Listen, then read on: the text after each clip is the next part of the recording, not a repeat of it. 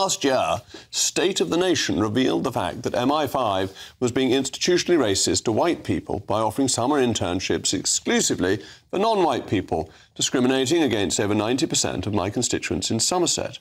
But the infection of wokery in our intelligence services didn't end there. GB News' US correspondent, Stephen Edgington, has released GB News' Investigate's latest report. A leaked diversity document has shown spies are being told to avoid all-white panels, use gender-neutral bathrooms and nominate each other for 13 separate diversity awards. The document also shows that spies were told to avoid shaking hands with Muslims and copy Justin Trudeau's hand-on-heart technique to avoid offence. Well, with me now is my all-white panel, GB News' senior political commentator Nigel Nelson and journalist and Conservative peer Paul Goodman. So, MI6 went allowed me to talk to you. I'd like to see the original report. I mean, the summary is certainly intriguing. The bit of it I know just a very little bit about, not a lot, is dealing with Muslims. And really, the answer is it depends. I'd like to know who wrote this report. I mean, in a lot of cases, very often, I think it's still to do with class, shaking hands is perfectly unexceptional. Sometimes it is, sometimes it isn't. And I just don't think reports like this should make the assumption that it isn't. No, and I completely agree with that, and that people are also intelligent and sensitive. So if you go to Japan, you slot into what I rather like, this gentle bowing at people. I think it's extremely courteous and a friendly way of greeting. I wouldn't mind at all if we adopted the Japanese way of greeting people. Quite no, I will now sort of semi-bow to you solicitly. And I will bow more deeply because you are a peer and more senior than I. I'll have to bow to both of you. No, on this one, I think that I used to work with the intelligence services a lot over the years. They really pride themselves in their inclusivity and diversity. It's the right thing to do in the first place, but also it is actually good for the nation's security. They're dealing with 70% of their resources go on Islamist terrorism. They need Arabic speakers to listen to the internet chatter.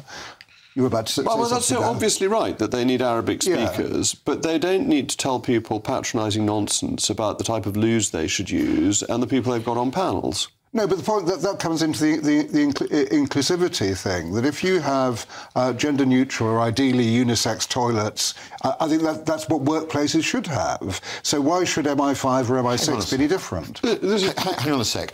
What are your devout Muslims going to make of unisex toilets? There you go. Well, they can use them in the same way as anybody else. Yeah, but they might not want to. And my point is, it's all about the sheer complexity of getting into this once you start issuing guidelines. Because but a unisex toilet is actually, they are separate private areas. They're not like gender-neutral toilets, which are much more open. These are places with their own washing facilities. They're all sealed up, so there'll be no problem for a Muslim going in there than anybody else. There might not be, but the initial reaction of being told that you have to do something other than go to the male or the female, I think it's a conversation about lavatories and toilets, about not going to the standard male and female ones that you're used to. I mean, this might not be something that they want to do.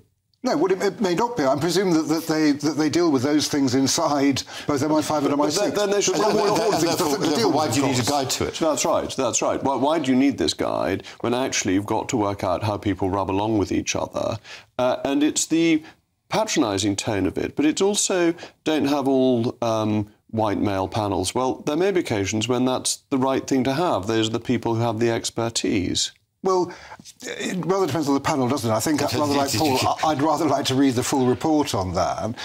The idea of having a diverse panel seems an awful lot better. And bear in mind, historically, it has been a kind of middle-class, white type of organisation, and that's what they've been trying to change. Well, the Cabinet Office has issued a statement. A spokesman said a lot of work has been done to review equality, diversity and inclusion spending across government, particularly over the last year. It is right, taxpayers have value for money, and we are considering a presumption against this type of spending in the civil service. Well, that's excellent news. Let's stop this sort of wasteful spending. Let's have spies who get on with spying.